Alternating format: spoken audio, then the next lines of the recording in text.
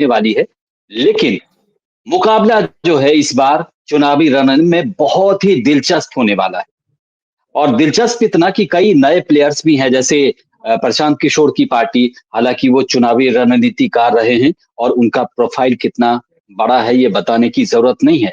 और भी बहुत सारे नए-नए लोग आए हैं, बहुत लोगों की नई एंट्री भी हुई है कई पॉलिटिकल पार्टीज़ में। लेकिन इस बार का जो चुनाव है सिर्फ़ और सिर्फ़ एनडीए और महागठबंधन के बीच में नहीं है। इसमें प्रशांत किशोर भी हैं, उसके बाद असदुद्दीन ओवैसी भी हैं। वो भी आपको याद है पिछले चुनाव में सीमांचल क्षेत्र में 5 सीट ले गए थे, हालाँकि 4 बाद में आरजेडी में उनके विधायक चले गए, अभी उनके पास 1 ही विधायक हैं, जो इस समय प्रदेश अध्यक्ष भी उनके हैं, लेकिन वो भी उनको भी कमतर आँका नहीं जा सकता। तो इसी पर चर्चा के लिए लेकिन सबसे बड़ा सवाल है कि अभी जो है बिहार में जो लालू परिवार है, जो काफ़ी 2 दशक तक वो सत्ता में रहे, उनका जो परिवार है, वो आरजेडी जो परिवार है लालू लालू जी का, वहाँ पर उनके दोनों बेटे जो हैं, उनमें किसी न किसी बात को लेकर के, पहले हुआ परिवार को लेकर के बहुत सारे मामले हैं, उस पर चर्चा चर्चा ये है कि क्या तेज प्रताप जो बड़े भाई हैं, अपने छोटे भाई को अर्जुन कहते थे, तो क्या बड़े भाई जो हैं तेज प्रताप अपने अर्जुन का ही मतलब चुनाव में उनको नुकसान पहुँचाएँगे? इसी पर चर्चा के लिए हमारे साथ 2 मेहमान हैं, एक विशाल तिवारी जी हैं और दूसरे हिमांशु जी हैं। आप दोनों वरिष्ठ पत्रकार हैं और आपसे पहले भी हमारी चर्चा हुई है, लगातार हम इस विषयों पर पब्लिक के बीच में भी जाते हैं, हम लोगों का ओपिनियन भी लेते हैं। लेकिन सबसे बड़ा सवाल यही है कि लालू परिवार में ये कब तक आखिर चलता रहेगा? क्योंकि लालू परिवार में ये अचानक से खींचतान कुछ दिन पहले आपने 2-4 दिन पहले की ही बात है, रोहिणी आचार्य अचानक नाराज़ हो गई थी। उससे पहले तेज प्रताप नाराज़ ही हैं। हालाँकि अब रोहिणी आचार्य जो हैं, वो उनकी नाराज़गी कम हो गई है, तो अब सवाल ये है कि क्या परिवार ने उनको मना लिया? क्योंकि अगर चुनावी मैदान में तेज प्रताप ने अपनी नई पार्टी बनाई है, मतलब लालू परिवार में अब 2-2 पार्टी है, आरजेडी भी है और तेज प्रताप की भी पार्टी है। तो अगर वो एक 2% 3% भी अगर वोट ले आते हैं, तो कहीं न कहीं उसका खामियाज़ा जो है आरजेडी को ही भुगतना पड़ेगा। इसी पर चर्चा के लिए हमारे साथ विशाल जी हैं और हिमांशु जी हैं। विशाल जी, सबसे पहला सवाल आप ही से है कि लालू परिवार में जो ये महाभारत चल रहा है इस समय, तो हुँ। जो तेज प्रताप कहते थे अपने छोटे भाई को अर्जुन, तो वो अर्जुन का ही वोट काटेंगे अब इस बार चुनाव में? ज़ाहिर-सी बात है कि अगर अर्जुन मैदान में आएँगे तो कुछ ना कुछ फ़र्क तो डालेंगे ही।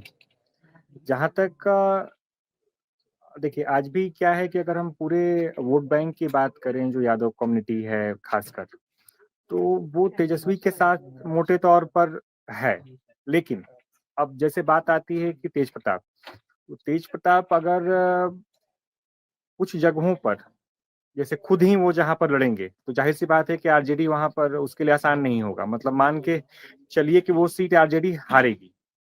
अगर कुछ बहुत जो अगर बहुत कोई इस प्रकार के कोई आंधी नहीं अगर आरजेडी की आई, तो वो सीट तेज प्रताप ज़ाहिर स तौर पर कम से कम वो सीट पर तो नुकसान पहुँचाएँगे ही। क्या अब हम आपको और नहीं आगे हैं, लगता आगे कि बढ़ते हैं। तेज प्रताप क्या विशाल जी, आपको नहीं लगता कि तेज प्रताप वाले सीट पर कम से कम परिवार में फ्रेंडली मैच होगा कि चलो हम अपना कैंडिडेट वहाँ पर देते नहीं हैं या फिर कोई ऐसा कैंडिडेट देते हैं जो जीतने वाला है ही नहीं, हारने वाला ही कैंडिडेट है। कोशिश तो यही रहेगी ना कि अपने बड़े बेटे को ही परिवार के सबसे बड़े लड़के को जीतने कम से कम दिया जाए। हो सकता है, मैं इससे इनकार नहीं कर रहा हूँ। मतलब नहीं कैंडिडेट तो वहाँ पर आरजेडी उतारेगी, इसमें कहीं कोई शक ब ऐसा नहीं है कि वो उनको बाईपास वो देने वाली है। हाँ, ये हो सकता है कि अगर एक अंडरस्टैंडिंग बन जाए कि भाई ये कमज़ोर कैंडिडेट या फ्रेंडली मैच जैसा आपने कहा तो वो हो सकता है। अब देखिए नुकसान कैसे होगा? देखिए एक तो लार्जर जो एक मैसेजिंग जाएगी। अब जैसे जो तेज प्रताप के जो ससुर चंद्रिका राय जो थे, है ना? तो उनका भी अपना छपरा में या सारण में एक स्टेक है, मतलब बहुत पुराने कद्दावर नेता रहे हैं वहाँ पर। तो जिस प्रकार वो से संबंध तेज प्रताप वो दारोगा राय के बेटे हैं, मतलब इनके ससुर के पिताजी दारोगा जी, राय थे, बिहार के मुख्यमंत्री जी, रहे जी। वो। तो जी। जो तो जैसे जो जिस प्रकार से ऐश्वर्या ने घर छोड़ा या जो एक मैसेजिंग गई, तो कम से कम ये मानिए कि उसको एक बेटी के तौर पर अगर सारण क्षेत्र अगर देखे, है ना? तो कुछ सीटों पर तो इनको नुकसान उठाना पड़ सकता है। इसके अलावा अब हर एक पार्टियों में होता है कि जो व्यक्ति बहुत जो कद्दावर नेता है, तो वो अपने कुछ लोगों को टिकट दिलवाता है या उसके माध्यम से कुछ लोगों को टिकट मिलता है या मतलब किसी न किसी प्रकार से उनका प्रभाव रहता है। तो ज़ाहिर-सी बात है कि तेजस्वी जो है तेज प्रताप से संबंधित जो लोग होंगे, जिनकी निष्ठा तेज प्रताप के प्रति होगी, तो उनकी सीटें वो जाहिर मतलब कटेंगी या उनके जो समर्थक जो मजबूत समर्थक हैं उनकी मतलब जिनको उम्मीद थी कि 2025 में तेज प्रताप के माध्यम से टिकट मिलेगा तो उनको टिकट नहीं मिलने जा रहा। अगर नहीं मिलेगा तो मान के चलिए कि 6, 8, 10 लोग तो ज़रूर ऐसे होंगे जो कि अपने क्षेत्र में प्रभाव रखते होंगे और वो तेज प्रताप की पार्टी से खड़े होंगे और जब खड़े होंगे तो कम से कम ज़ाहिर सी बात है कि आरजेडी को 8, 10, 12 सीटों पर तो नुकसान पहुँचाएँगे ही, पहुँचाएँगे। प्लस जो मैंने आपसे कहा कि जो खुद आपने कहा है कि दारोगा प्रसाद राय जो एक बहुत ही कद्दावर नेता जो सारण जो क्षेत्र है, तो अगर उसको अस्मिता का प्रश्न अगर उसको ये मुद्दा बनता है ऐश्वर्या के साथ जो कुछ हुआ, तो वहाँ पर भी आरजेडी को नुकसान हो सकता है। जी, हमारे साथ हिमांशु जी भी जुड़ गए हैं। हिमांशु जी, अ, मेरा ये कहना है कि मतलब परिवार की बात थी, आप देर से जुड़े हैं, इसीलिए आपको सवाल भी बताना है कि लालू परिवार में जो लगातार महाभारत चल रहा है, कभी संजय के लिए तो कभी किसी किसी चीज़ के लिए।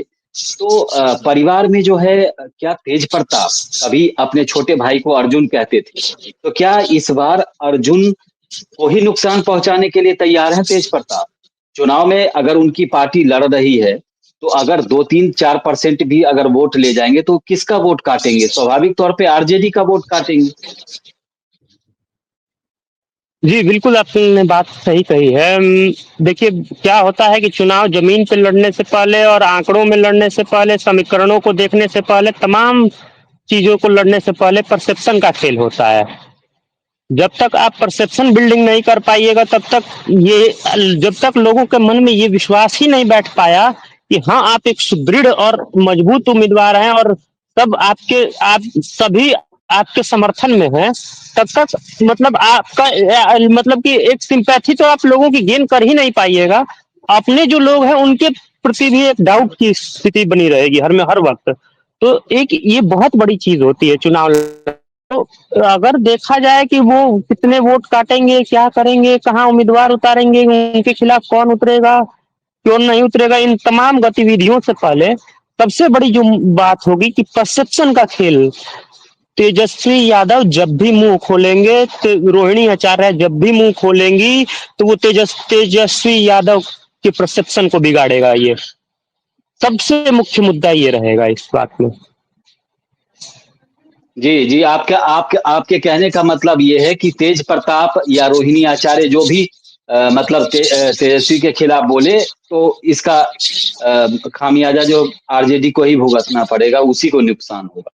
बिल्कुल, बिल्कुल। जी, और देखिए जी। मतलब अच्छा। इसमें ये भी जी। ये बात समझने वाली है कि क्या है कि परसेप्शन बनाने में वक्त लगता है, परसेप्शन बिगड़ते वक्त नहीं लगता है।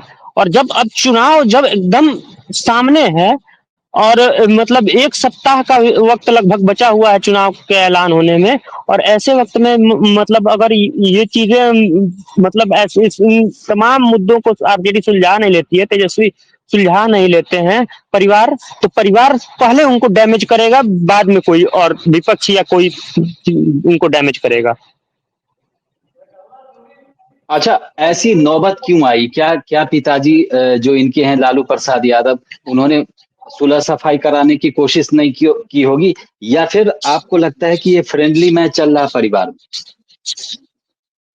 देखिए ना है और ना ये सुलह सब मतलब कराना संभव है इसमें।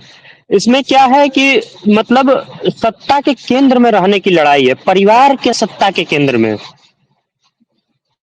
सबसे बड़ी बात क्या है कि लालू यादव की जो सियासी जमीन है, उस को अपने अपने हक में भुनाने की लड़ाई है ये। इसमें क्या है कि मीसा भारती चूंकि सबसे बड़ी है परिवार में भाइयों बहनों में, और सभी भाइयों बहनों को उन्होंने देखा है बचपन से, पालन पोषण में भी रहा है। जब पिताजी जेल में चले गए थे लालू यादव, तो उन्होंने माता के साथ मिलके और इन लोगों की देखभाल की है, क्योंकि उस समय आरजेडी की सरकार हुआ करती थी।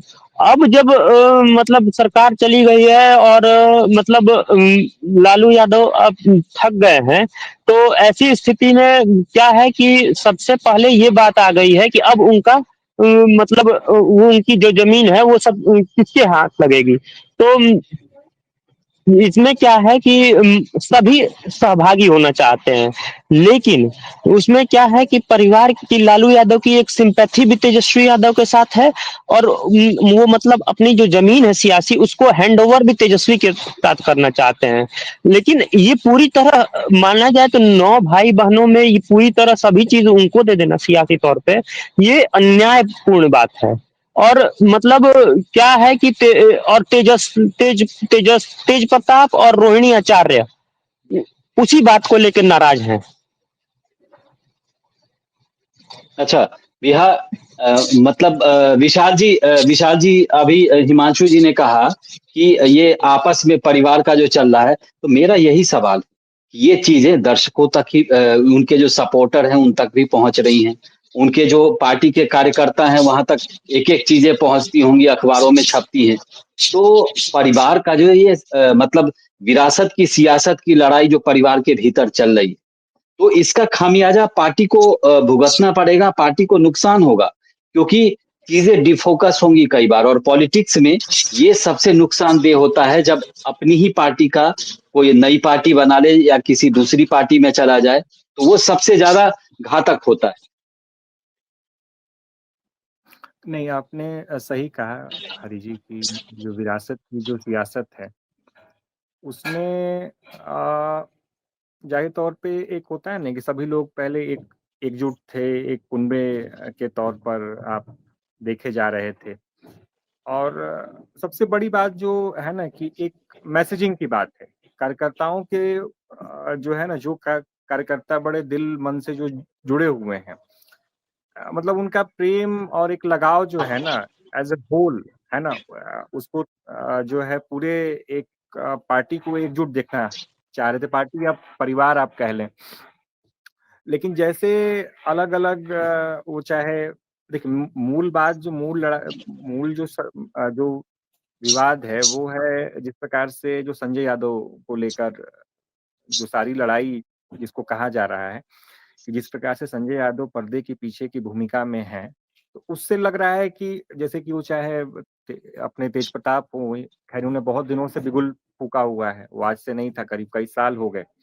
रोहिणी का जो है खुलकर आना और जिस प्रकार से उन्होंने खुद को अलग किया, इस पे मैसेज तो जरूर जाएगा, क्योंकि तेज प्रताप को लेकर तो आप कई बार कुछ दाएं बाएं कई चीजों को लेकर आप उनको जो है ना एक प्रकार से साइडलाइन कर कर सकते थे। लेकिन रोहिणी का बयान देना जिस हिसाब से उनके परिवार के प्रति निष्ठा, खासकर लालू जी के प्रति जो उनकी एक जिस प्रकार से उन्होंने किडनी डोनेट की और एक मैसेजिंग कार्यकर्ताओं के बीच गई, तो उसका नुकसान एक होता है ना कि जो पूरा एक इलेक्शन मोमेंटो है, नहीं होता है कि अगर घर में आप खुश नहीं हैं, अगर मान लीजिए हम तेज प्रताप की सॉरी तेजस्वी की ही बात करें, तो नहीं होता है कि मतलब घर में ही आप खटपट खटपट खटपट खटपट चीजें चल रही हैं, और तो आप एक बहुत ही मतलब एक सकारात्मक मूड के साथ या फ्रेश मूड के साथ जो है बाहर नहीं जा सकते हैं। ये तो खैर अंदर की बात होगी। दूसरा, इसी बहाने विपक्ष को भी हथियार मिल गया, विपक्ष भी लगातार हमलावर हो रहा है, और विपक्ष जब घर के आपके निजी और घरेलू मसलों पर हमलावर होता है तो फिर बड़ा मुश्किल हो जाता है उसको डिफेंस करना, क्योंकि आपके आपकी ही चीजों से लेकर जो है ना वो आप वो आप पे जो है ना वो सवाल जवाब कि आप भाई अपने परिवार को एकजुट नहीं कर मतलब कर पा रहे हैं, आप लोगों को लेकर एकजुट नहीं हो पा रहे हैं। और एक जो आरोप कि आप किसी के माध्यम से संचालित, मतलब संजय यादव, आप किसी के माध्यम से संचालित हो रहे हैं, तो इससे जो कोर कार्यकर्ता है, मतलब जो आरजेडी का जो कोर वोटर है ना, उसके बीच जो है ये एक बड़ा गलत मैसेज जो है जाएगा, जिसके लिए अभी आप देखेंगे कि खासकर इस मुद्दे पर तेजस्वी बड़ा असहज हो सकते हैं। अभी जैसे जैसे चुनाव और चढ़ेगा और उनसे सवाल जवाब किया जाएगा, विपक्ष हमलावर होगा, मुझे लगता है रहे रोहिणी तो चुप रहेंगी, लेकिन तेज प्रताप ने पार्टी बना ली है और वो कई चीजों को लेकर हमलावर होंगे। और जब कोई व्यक्ति आपके घर के अंदर से हमलावर होता है तो फिर आपके लिए मतलब बचाव कर पाना बड़ा मुश्किल होता है। और जाहिर सी बात है, इसमें कहीं कोई इफ एंड बट नहीं है कि अगर आंधी नहीं चलेगी तो आरजेडी की नैया जो है बड़ी डगमग डगमग करके ही रहेगी। हिमांशु जी, हम प्रशांत किशोर जी जी को सुन रहे थे। वो कह रहे थे कि बिहार में इतने सारे जो पॉलिटिक्स की अच्छी जानकारी रखने वाले लोग हैं, आरजेडी के अंदर भी मनोज झा हैं, बाकी और भी कई सारे होशियार नेता हैं जो पार्टी को समय समय पर सलाह देते रहते हैं। लेकिन हरियाणा से इंपोर्ट करने की क्या जरूरत थी? संजय यादव हरियाणा के रहने वाले हैं और वो बिहार में पॉलिटिक्स चला रहे हैं। वो बिहार से वो राज्यसभा सभा तक पहुंच गए।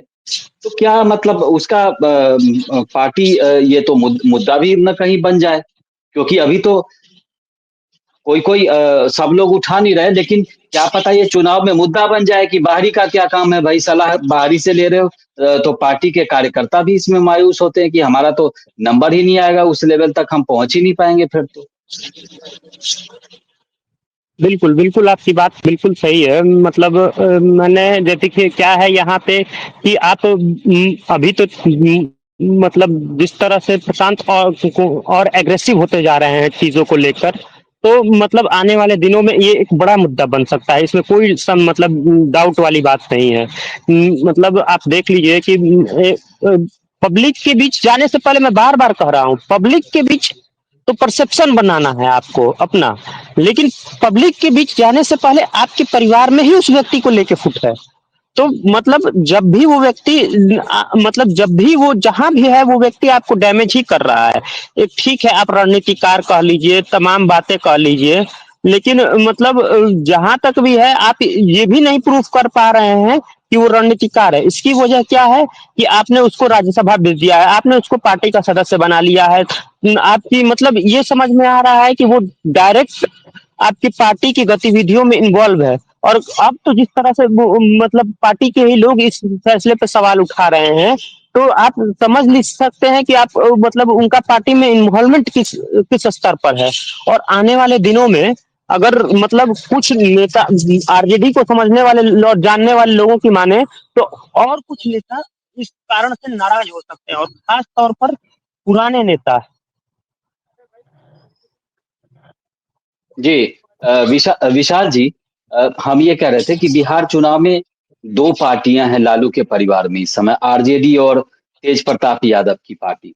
तो हालांकि तेज प्रताप की नई पार्टी है, बहुत ज्यादा परसेंटेज का अनुमान लगाना आसान नहीं होगा, क्योंकि 1-2% भी अगर ले जाते हैं तो देखिए, जो भाजपा के सपोर्टर हैं, एनडीए के हैं, वो स्वाभाविक तौर पे तेज प्रताप को वोट नहीं देंगे, इसकी संभावना कम है। या फिर जो किसी और के सपोर्टर हैं जैसे ओवैसी के हैं, तो वो तो कम ही देंगे। लेकिन अगर 2% भी मान लीजिए, अगर 1% भी अगर वो ले आए, तो वो आरजेडी के खाते से ही कट होगा ना वो सीट तो। और जहां पर 2-2, 5-5 100 विधानसभा में तो 5-5 100 पर फैसला हो जाता है, 100-100 वोट पर हो जाता है, 50-50। स्वाभाविक तौर पे एक वोट भी अगर दूसरे पक्ष उम्मीदवार को ज्यादा है तो वो जीतेगा। तो जहां पर इतना कांटे की टक्कर होती है, वहां फिर ये नुकसान तो घर का भी करेंगे और अपने पार्टी का भी करेंगे। नहीं, हर जी, मैंने जो शुरू में कहा आपसे कि देखिए तेज प्रताप कि हम अगर एक होता है ना कि प्रैक्टिकल राजनीति, 1% या 2% पे मैं नहीं जाऊँ, मैं नहीं जाऊंगा। मैं जाऊंगा तेज प्रताप की अपनी सीट और उनके जो समर्थक या उनके माध्यम से जिनको टिकट मिला था, विधायक थे या जिनको टिकट मिलने की संभावना थी, तो मैं मान के चल रहा हूं कि तेज प्रताप का स्टेक 6-8 सीटों तक जरूर होगा। 6 या 8 सीटें जरूर होंगी। इसके अलावा अगर हम ऐश्वर्या की बात करें, जहाँ पर जो आपने कहा है कि जो लेगेसी जो दारोगा प्रसाद राय की जो थी, तो हम मान के चल रहे हैं कि उधर से भी 3-4 सीटें जरूर ऐसी होंगी। और जो ऐश्वर्या के साथ जिस प्रकार का व्यवहार हुआ, जो चीजें बाहर निकल कर आई, तो उसको अगर हम उसकी अस्मिता के साथ जोड़कर देखते हैं, तो मैं मान के चल रहा हूँ कि 12 से 14 सीटें ऐसी हो सकती हैं जिस पर कि आरजेडी को नुकसान उठाना पड़ेगा। और सर सीमांचल में पिछली बार आपको ध्यान है कि 5 सीटें जो है ओवैसी ले गए थे सीमांचल में। नीतीश कुमार का भी के भी सपोर्टर हैं और आरजेडी के भी बहुत ज्यादा सपोर्टर हैं। तो वहां पर इस बार ओवैसी और मजबूती से चुनाव लड़ रहे हैं। हालांकि ये दूसरी बात है कि 5 में से 4 आरजेडी में चले गए थे, लेकिन इस बार जो है आरजेडी के लिए और ज्यादा मुश्किल नहीं होगा, क्योंकि कई सारे स्टेक आ गए हैं वहां पे, कई सारे नए लोग हैं। पीके वहां सीमांचल में पीके भी मजबूती से लड़ेंगे चुनाव।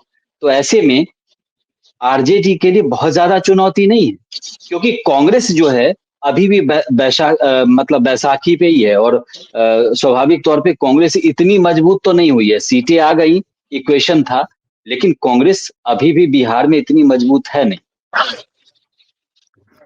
हरी सर, देखिए एक थोड़ा सा मैं बड़े कैनवस से फिर बात इसको ले जाना चाहूंगा कि बिहार जो है वो सबसे यंगेस्ट राज्य है। अगर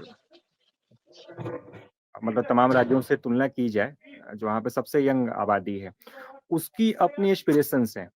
अब वो दौर गया कि नहीं होता है कि भाई आप लगातार पीढ़ी दर पीढ़ी आप लड़ रहे हैं, फिर आपके भी बेटे को टिकट चाहिए।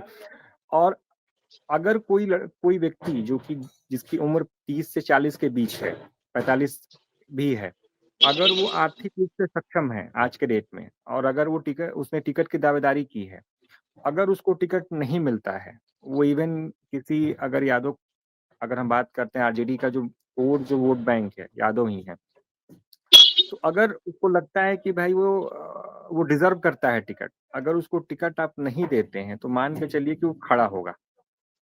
तो अब मुझे लगता है कि वो ठीक ठाक वोट जो है काटेगा, किसी भी पार्टी, इवन वो हो सकता है कि प्रशांत किशोर के पास चला जाए। तो आप कैंडिडेट्स जो है ना, जो डिजर्विंग कैंडिडेट हैं, उनका चुनाव कैसे करते हैं। अगर आप एक बनी बनाई परिपाटी पर लोगों को टिकट देते हैं कि भाई ये बहुत दिनों से हैं, इनको हम टिकट इनको दिया जाए। अगर नए एस्पिरेंट्स की भाव अगर उनमें जो संभावनाएं हैं, जो डिजर्विंग हैं, अगर उनमें इसको देते हैं, तो मुझे लगता है कि शायद वो ज्यादा नतीजे आपके पक्ष में रहेंगे। अगर आप नहीं देंगे, तो मुझे लगता है कि वो प्रशांत किशोर या किसी अन्य दल से भी या इंडिपेंडेंट भी खड़े होंगे। ओवैसी की बात अगर हम करें, तो यहाँ भी वही बात लागू होती है। ओवैसी ने पिछली बार एक झलक दिखलाई थी, इस बार भी वो सिर्फ 6 सीटें मांग रहे हैं। अगर आप 6 सीट भी नहीं दे रहे हैं, चूंकि आपके दिमाग में ये है कि मुसलमान हमारा जो है मतलब आरजेडी के या कांग्रेस या जो महागठबंधन है, कि भाई ये जाएंगे कहाँ।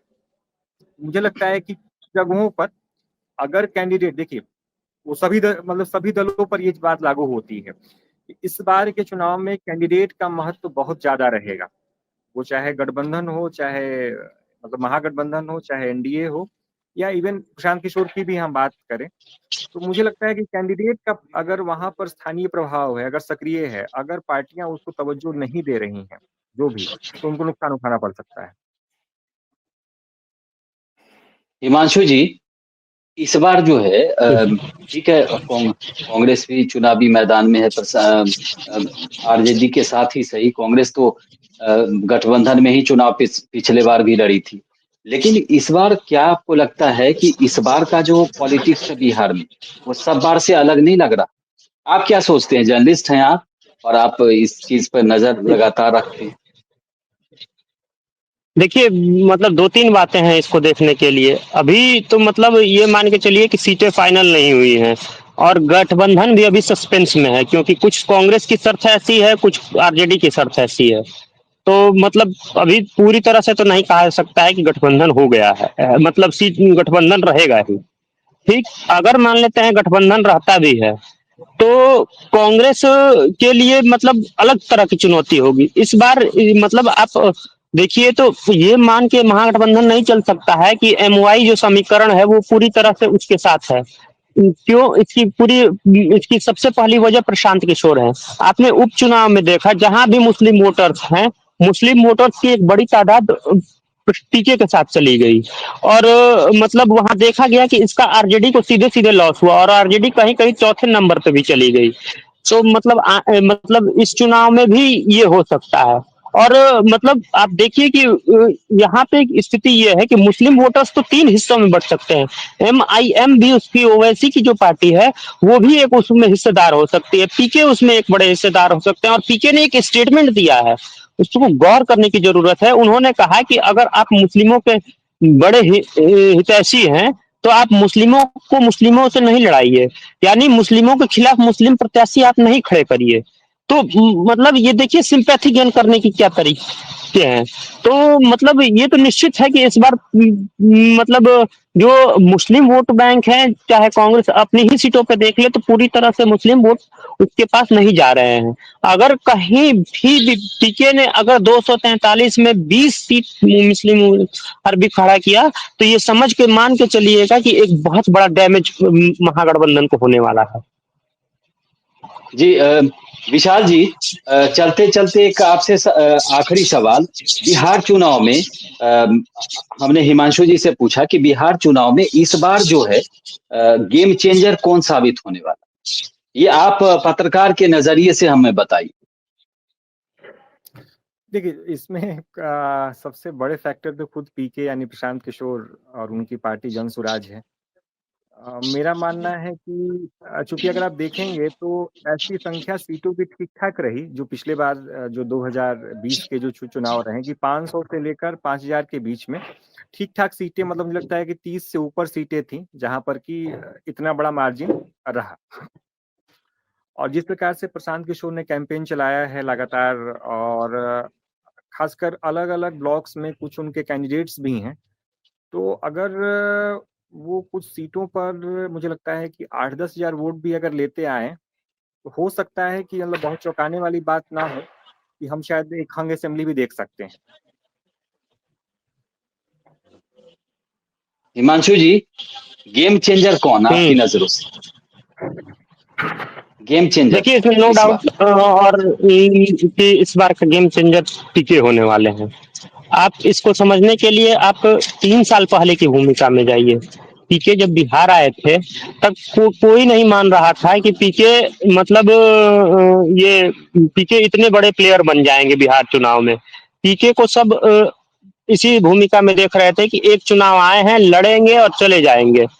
ये जमीन पे इतनी मेहनत कर देंगे कि अपनी पार्टी खड़ी हो जाएगी और पार्टी ही नहीं खड़ी हो जाएगी, लोगों को चैलेंज मतलब जो बिग प्लेयर्स हैं उनको इस तरह से चैलेंज करेंगे और राष्ट्रीय पार्टियों को चैलेंज कर देंगे, ये किसी ने नहीं सोचा था। पीके ने 3 साल मेहनत की तो उसके बाद लोगों ने माना कि हाँ अब पीके अब मुद्दों को उठा रहे हैं, पर जो पब्लिक के मुद्दे होने चाहिए उसको पीके रख रहे हैं। यहाँ से बात आगे बढ़ी तो फिर गई कि पीके कितनी क्या पीके चुनाव लड़ेंगे, अगर पीके की पार्टी इस चुनाव में लड़ती है तो कितना क्या असर पड़ेगा। फिर यहाँ से बात आगे बढ़ी तो ये बात हुई कि क्या 243 सीटों पर पीके, फिर यहाँ से बात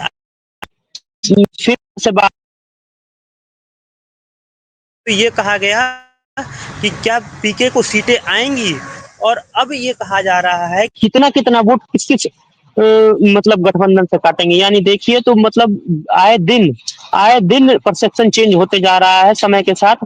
तो मतलब और ये जो सिंपैथी है, जो परसेप्शन है, मैं बार बार कह रहा हूँ परसेप्शन जो है बहुत बड़ी चीज होती है। परसेप्शन अपने जी बेहतर करते जा रहे हैं प्रशांत किशोर, और जिस तरह से भ्रष्टाचार और तमाम मुद्दों को लेकर उन्होंने दोनों गठबंधनों पर चोट की है, आने वाले दिनों में ये बहुत बड़ा मुद्दा होने वाला है। मैं इसको मतलब ये अगर टर्निंग पॉइंट भी हो जाए तो कोई बहुत छोटी बात नहीं होगी। जी विशाल जी, हिमांशु जी, हमसे जुड़ने के लिए बहुत बहुत धन्यवाद आपका।